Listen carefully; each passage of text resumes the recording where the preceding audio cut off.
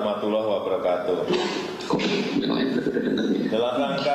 Dalam rangka mitigasi dampak COVID-19 terhadap usaha mikro, usaha kecil, usaha menengah, saya ingin menekankan beberapa hal. Yang pertama, percepat eksekusi program relaksasi restrukturisasi kredit bagi UMKM yang mengalami kesulitan.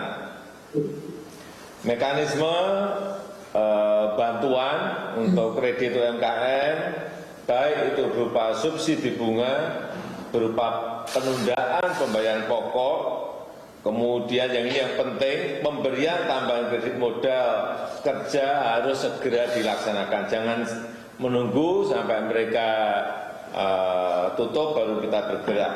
Jangan sampai nanti terlambat. Jangan sampai terlambat dan menimbulkan gejolak di masyarakat. Saya minta semua kebutuhan betul-betul dihitung anggarannya, dan sehingga kita nantinya bisa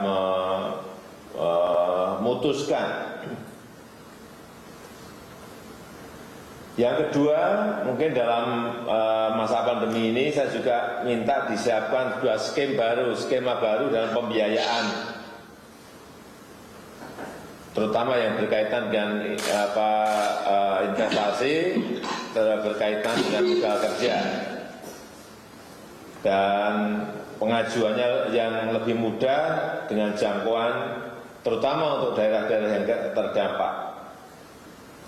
Kemudian yang ketiga, untuk usaha mikro dan ultra mikro, saya minta juga dimasukkan dalam skema bantuan sosial,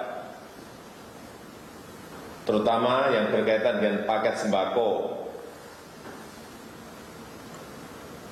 Kemudian yang keempat, saya minta untuk usaha mikro, usaha kecil, usaha menengah diberikan peluang terus untuk berproduksi, terutama di sektor pertanian, di sektor-sektor industri rumah tangga, serta warung-warung tradisional dan sektor makanan dengan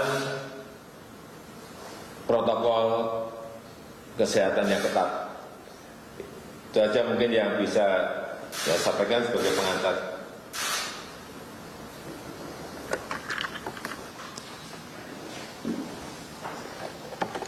Yang dipersilakan. Menko Perekonomian dipersilakan. Bapak Presiden, Bapak Wakil Presiden, Bapak Ibu Menteri yang kami hormati, kami ingin menyampaikan terkait dengan hasil pembahasan dengan Menteri Koperasi, Menteri Keuangan, dan Menteri BUMN.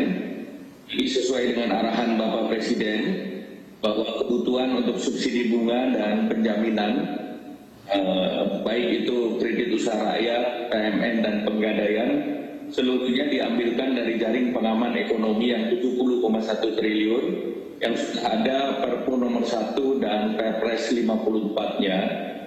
Jadi pembayarannya adalah berbasis kepada skema KUR, yaitu subsidi bunga dan cicilan.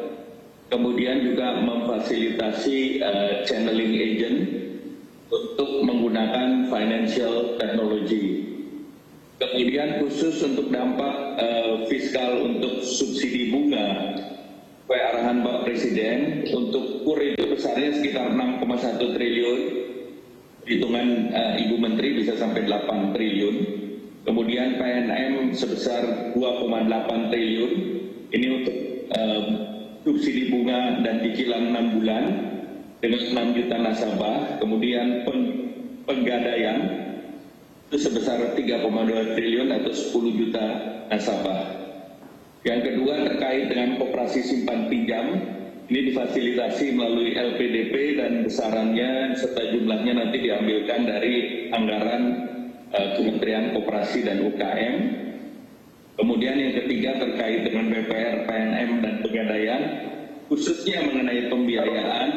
Nah, ini nanti dibahas melalui jaring pengaman keuangan yang sedang disiapkan dalam proses penyusunan PP-nya, dan tentu BPR ini detailnya nanti akan rapat lanjutan dengan OJK dan Bank Indonesia. Kemudian terkait dengan paket perpajakan, ini sedang disiapkan UMKM tidak dipungut selama 6 bulan atau dari 0,5% dinolkan. Nah, ini dampak fiskalnya 2,4 triliun. Dan ini juga menjadi bagian dari jaring pengaman ekonomi yang 70,1 triliun.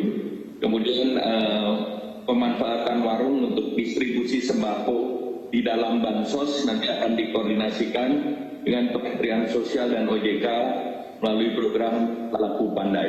Demikian Pak Presiden, mohon arahan selanjutnya, dan selanjutnya detailnya dari Menteri Koperasi dan UKM. Demikian Pak Presiden, terima kasih. Enggak, ini kan memang yang diurus saya melihat yang berkaitan dengan KUR, yang berkaitan dengan Mekar berarti PNM, yang berkaitan dengan Pegadaian. Tetapi yang di luar itu kan masih banyak. Skemnya seperti apa yang tidak terpantau berkaitan dengan Pegadaian, PNM, KUR, UMI.